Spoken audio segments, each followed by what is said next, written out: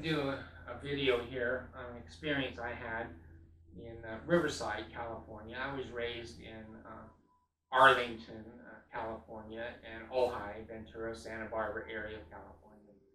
My parents had friends, Pat and Paul. And one day we were in Riverside, and I was probably, I don't know, 11, 12 years old. My parents were visiting their parents, and us kids were playing around the house, and we were interacting as two families. Well, Pat and Paul were kind of more rich than our family. They had new cars, they had a big house, they had a pool, and we were lucky. We were peasants, and they invited us over, so we were thankful.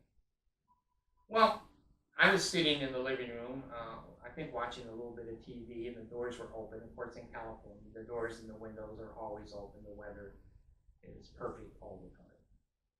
And I was sitting there, and suddenly I heard Pat, the mother, screaming and screaming and screaming. Now, I didn't know why she was screaming. I never heard anything like that before. I'm 12 years old. I'm a boy. I'm still in high school.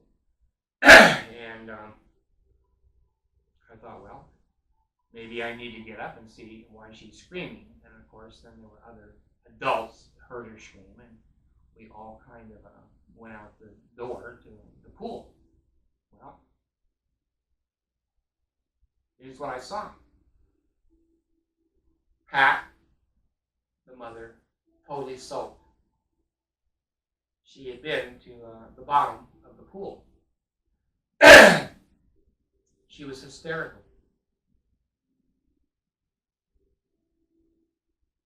At her feet was Tammy. Tammy was probably 12, 13 months old, just barely walking. Somehow fell in the pool. Went to the bottom. The mother saw the baby, went hysterical, jumped in the pool, pulled the baby out, laid the baby down on the cement deck. It was just hysterical. My dad and Paul, my mom, just stood around watching Tammy die. She was cyanotic, which means she was blue. She wasn't breathing. We don't know how long she had been in the water.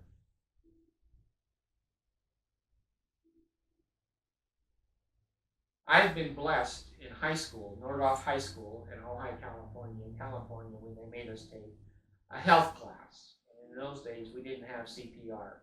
We had mouth-to-mouth resuscitation.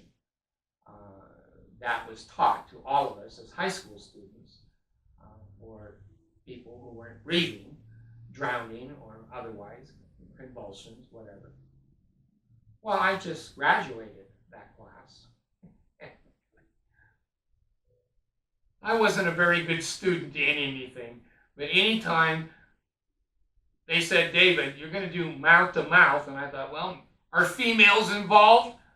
I'm going to get an A in this class, if you know what I mean. So anyway, I said, well, maybe what I need to do is start breathing in this baby. Not going to hurt anything. So I knelt down, and she was tiny. She was just a little thing, and soaking wet, totally lethargic, dead, cyanotic. So I started. I opened her little mouth, and when you do mouth to mouth with a baby, their mouth is very, very small. It's almost impossible to get your thumb in to hook the jaw to get up enough to get a seal, to get air to go in. But anyway, I started breathing into Tammy. And the first 4, 5, 7 breaths, just like a little volcano of water, just came out of her mouth, out of her mouth. And I continued. I continued. Well, somebody had called the police, somebody had called the fire department, the paramedics, and I could hear in the distance the sirens coming towards us. And I just kept breathing into Tammy. And pretty soon, out the corner of my eye, I could see the firemen coming down the steps to the pool. And they had their machines and paraphernalia, and they were fit for a war. And I just kept reading. And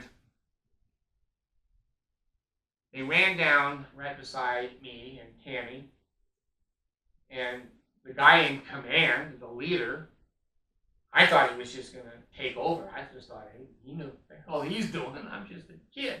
I don't know shit here. He said to his buddies, leave him alone. Let him finish. I just kept reading. Next 2 or 3 breaths, pretty soon, it was a whimper. 2 or 3 more breaths. Quiet cry. 2 or 3 more breaths. A baby girl, pissed off, screaming her lungs out. How did I get in the pool? What the fuck is going on here? I said to myself, she's alive. Well,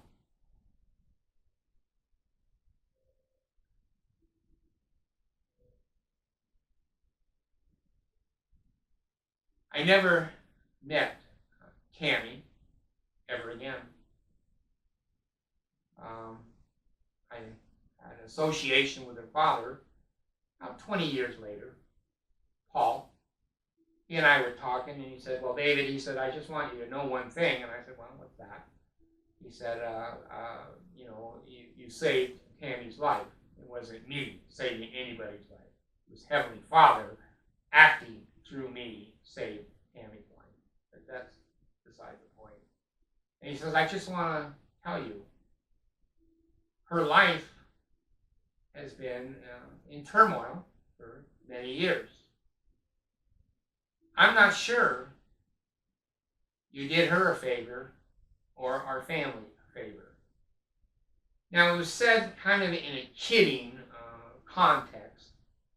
He didn't mean, gee, I wish you never saved her. I wish she was dead. He wasn't saying that at all. But he was saying, she's had some difficulties learning, difficulties adjusting, difficulties in getting her life in a row and successful. So, we don't know the ripple. I don't know to this day. I'm 77. Is she dead? Is she alive? Did she have 18 children? Was she married 72 times? Did she compose a book? Did she make computer software? Did she die? We don't know. We don't know when our Heavenly Father asks us, simply, kneel down, read for her. Yes, sir. I didn't know what was going to happen. I didn't know how the future was going to be. That wasn't for me to decide or to know. It was for me to listen and obey. Listen and obey. And when our Heavenly Father says something to us, we don't have to totally understand it. We have to have the faith, the knowledge, the wisdom, and the experience to go, he knows what he's doing. I don't know shit. I'm going to do what he says. And let's see how it turns out. It turned out that she has a happy life. She's alive. And I only did what Heavenly Father asked me to do. I didn't save anybody. He saved Tammy. For whatever reasons, it's totally up to him.